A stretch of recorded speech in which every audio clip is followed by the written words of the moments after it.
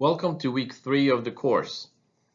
In this session, and building on last week's topic, I will start off with a very general overview of institutions and their relevance to economic development before shifting into a discussion of a rather prominent and persistent reality in emerging markets, namely the presence of so-called institutional voids. Following that, I will also briefly introduce the concept of informal institutional arrangements, which might emerge either in response to institutional voids or as a way to bypass what might be very weak and inefficient formal institutions. And lastly, the connection between informal institutions and cultural peculiarities will also be touched on. If you recall, the first of last week's lecture videos featured a slide that graphically outlined some of the more prominent theoretical arguments pertaining to economic growth and development. I had mentioned at that time that I would postpone a brief discussion of institutional economic theory for the following week. So this is where I would like to start the discussion this week. Let me also preface my comments by noting that we are not going, nor would we be able to, given our allocated time, to do justice to the complexity of the field of institutional or new institutional economics. That said, the field offers a relevant transition from last week's topic into this week's discussion about the importance and relevance of institutions for the purpose of economic development and growth generally, and more specifically in the context of emerging and frontier economies.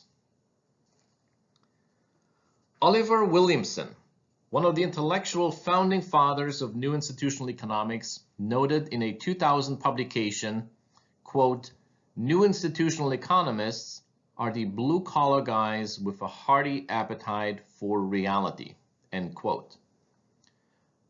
I like that comment because it gives us a good feel for what new institutional economics is generally about and what it tries to set out to do. Now, the field of institutional and new institutional economics has split off into a number of major branches, as illustrated in this chart. And I will just briefly highlight a select few of them for the purpose of our class. New economic history is a branch that was spearheaded by Douglass North. The underlying objective was to explain the evolution of various economies over time. North does acknowledge the critical role played by well-functioning and efficient institutions in lowering the transaction costs, which in turn is key to improving overall economic performance. That being said, North also recognizes that institutions do vary in terms of efficiency and effectiveness, especially when viewed through the lens of history, as well as by cross-country comparison. It is not unheard of for inefficient institutions to enjoy a long lease on life despite exhibiting fundamental shortcomings. One of the most compelling explanations for the resilience of these institutions is that they may be captured by specific vested interests, that is, individuals, or more likely, groups in society that have a personal stake in seeing these institutions prevail on account of deriving direct or indirect benefits, whether those be monetary payoffs, political power and influence, societal prestige, etc. So even though these institutions are inherently inefficient from the vantage point of the broader society, or at worst, hinder societal progress altogether, people and groups who benefit from maintaining the status quo will in effect resist any effort and or attempt at institutional change or upgrading. Now let me illustrate this reality with a country example. When Kim Jong-un assumed the reins of power in North Korea in late 2011 following the death of his father Kim Jong-il, a number of Korea watchers expressed cautious optimism regarding the future trajectory of the country. Fueling this cautious optimism was the hope that the time that Kim Jong-un had spent in a boarding school in Switzerland earlier on in his life might have opened his eyes to the benefit of economic liberalization, and that consequently he might put the country in a path of economic growth and reform, comparable to what Deng Xiaoping had done in China beginning in 1979. Of course, such hopes proved rather short-lived, and this may at least in part be due to powerful vested interest groups, such as the military, who might have been concerned that economic liberalization and opening up would jeopardize their position and influence in the political structure. If you are at all interested in learning more about the unfolding political economy dynamic in North Korea, I would point you to a book by Hazel Smith, published in 2015 through Cambridge University Press, titled North Korea, Markets and Military Rule. A second strand that I want to briefly highlight focuses on public policy and political economy. So in effect, the focus here is on the relationship between political systems and the overall institutional environment. In other words, the focus is on the political economy structure. The new social economics literature, meanwhile, focuses extensively on the importance of social capital. Now, what exactly do we mean by social capital? Broadly speaking, it encompasses a broad range of factors, including personal connections, norms, values, belief systems, levels of trust, etc. Looking at social capital from these vantage points yields a general understanding of the nature and dynamics of societal cooperation, which in turn has a powerful and positive impact on overall economic performance. Relationships, networks of contacts, and levels of trust are understandably of critical relevance in order to be able to operate efficiently and effectively in emerging and frontier markets. As such, business leaders need to think about ways to get access to these networks, develop a solid understanding of the norms and expectations of doing business in such environments, and more. And then there's also the literature dealing with the theory of collective action, whereby vested interests band together in pursuit of common goals. The law and economics strand of institutional economics, meanwhile, aims to connect economic analysis to the study of laws and regulations pertaining to business and economic activities. And the final branch of institutional economics that I want to draw your attention to focuses on the economics of information. Of course, we are all fully aware that complete and perfect information is hard, if not impossible, to come by in any context. As such, the economics of information literature helps to shed light on the emergence of alternative institutional arrangements that substitute for the lack of formal institutional structures that might be expected to be in place and would otherwise provide the information that we are looking for. Put differently, the absence of formal institutions, which we generally refer to as institutional voids, a term that you will come across in the assigned readings for this week as well, and which I will revisit in this presentation in short order. The absence of these formal institutions, more often than not, is the norm rather than the exception in emerging and especially in frontier markets. To illustrate how imperfect information can give rise to new institutional arrangements, consider for a minute the example of agrarian or generally underdeveloped societies.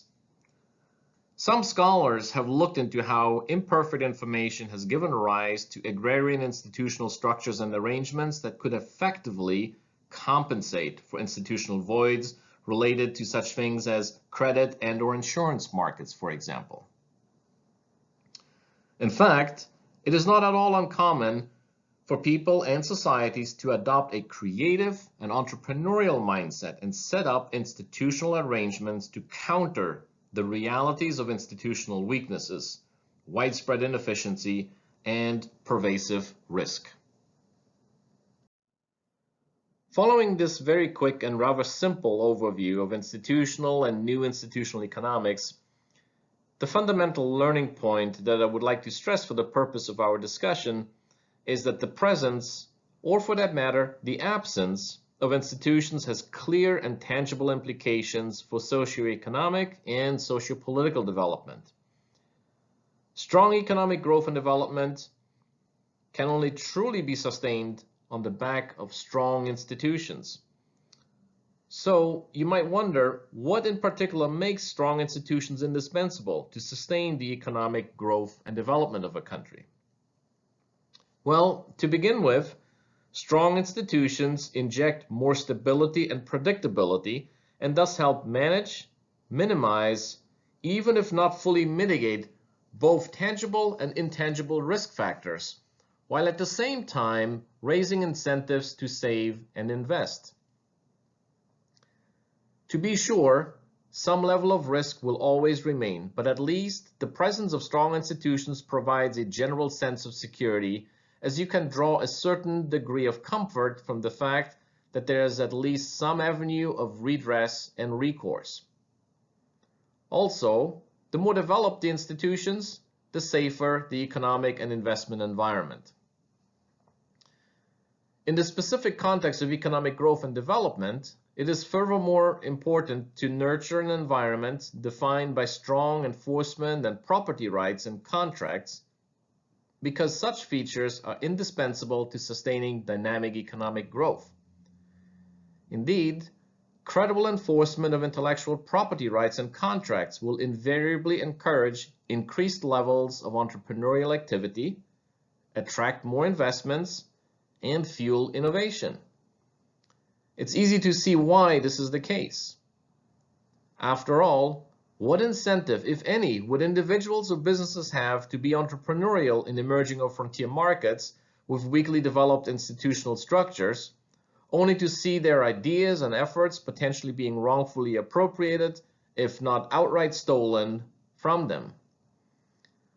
That being said, it is also worth mentioning that you can find plenty of examples in emerging and frontier markets where the very absence of strong institutional arrangements, ironically enough, is in fact the very catalyst behind entrepreneurial activity. As a way of further delineating the connection between economic development and institutional realities, I also would like at this stage to draw your attention to a model that in many ways has become synonymous with high levels of economic growth in emerging economies. The model in question is that of the so-called developmental state.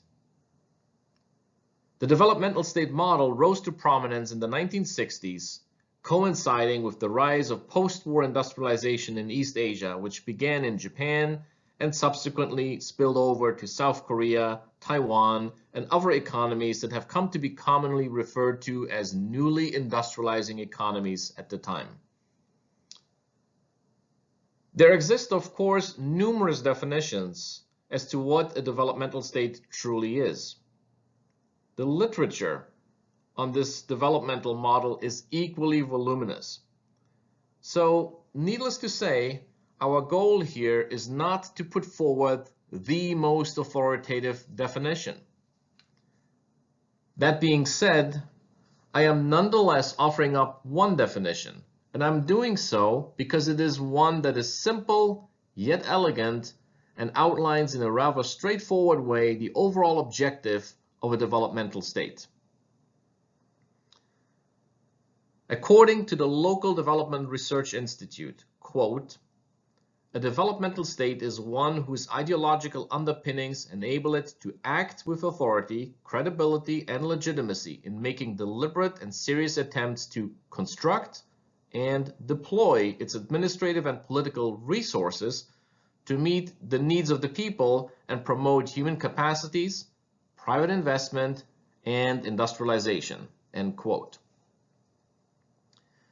The intellectual construct of the developmental state grew out of the pioneering work of Chalmers Johnson, an American political scientist who, while at the University of California, Berkeley, published a truly path-breaking study on Japanese post-war industrial policy titled MITI and the Japanese Miracle, The Growth of Industrial Policy. And MITI, by the way, is an acronym for the Ministry of International Trade and Industry, which today is known as the Ministry of Economy, Trade and Industry, in case you are wondering. In developing this model, Johnson set out to differentiate the industrial policy approach adopted by Japan and some of the subsequent Asian tiger economies from the 5-year industrial and development plans that were a common feature of central planning in the former communist bloc. While a modern capitalist developmental state also embraced specific developmental plans and goals, the fundamental difference was that the underlying logic in a developmental state was, as Johnson argued, plan rational rather than plan ideological. Simply put then, the developmental plans and targets in a developmental state are flexible rather than rigidly set in stone.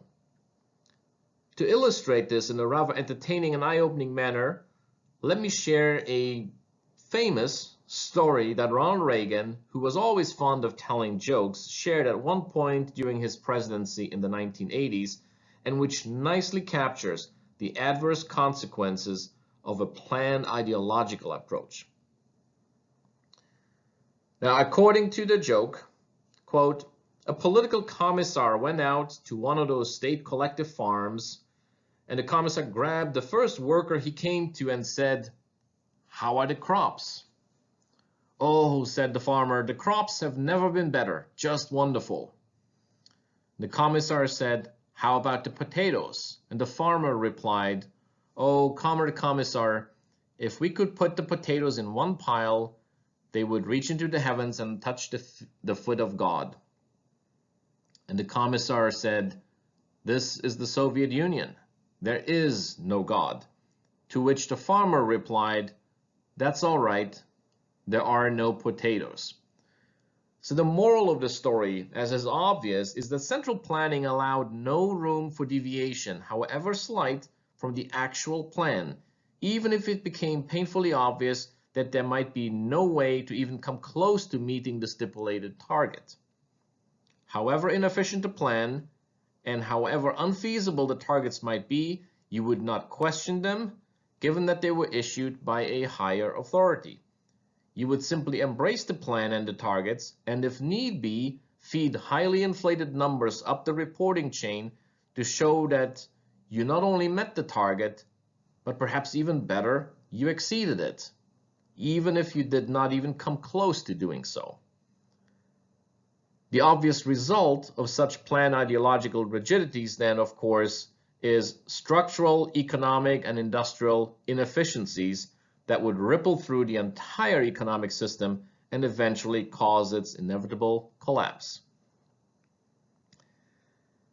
At the heart of the developmental state approach lies also a clear emphasis on promoting industrial policy and embracing so-called indicative planning, that is, industrial and developmental priorities identified by the government as critical to jump-starting economic growth and set out on a path of targeted catch-up industrialization. From an institutional perspective, the model also features so-called pilot agencies. And those are bureaucracies that effectively are flying the proverbial economic development plane, if you will, by making critical decisions regarding industrial activity prioritization, resource allocation, etc. During its emerging economy status, these agencies in Japan were MITI, the Ministry of International Trade and Industry, and MOF, or the Ministry of Finance. This also implied that institutionally speaking, real power was in the hands of bureaucrats rather than the political elite. As Johnson put it succinctly in a later publication titled Japan, Who Governs?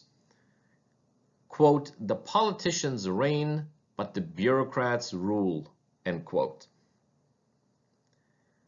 The extent of state autonomy is an additional feature of the developmental state model, which means that decisions are effectively made without taking into account the consequences for and the impact on the wider society. Instead, Bureaucrats are largely insulated from and unaccountable to society.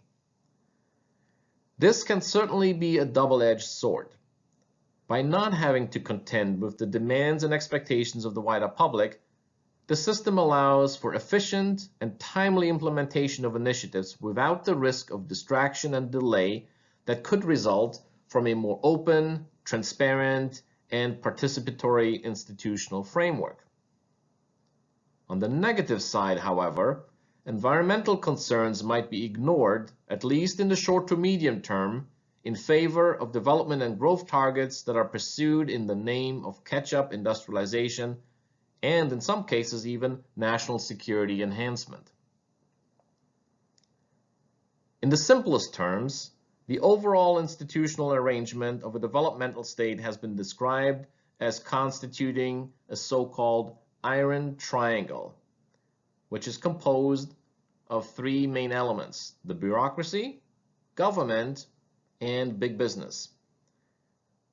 The cooperation between these various stakeholders, more often than not, has devolved into a collusive, opaque, and yes, even highly corrupt arrangement. The built-in risk ultimately has always been and remains so for emerging and frontier markets that may embrace a version of such institutional arrangements, that the ties that effectively bind the stakeholders together could potentially morph over time into ties that can sow the seeds for broad-based socioeconomic shocks and financial crises as a result of corruption, bribery, nepotism, etc. Things that we have seen, for example, during the 1997-98 Asian financial crisis that wreaked havoc across a range of emerging economies at the time, including Thailand, Malaysia, Indonesia, and South Korea, to name just some of the more prominent ones.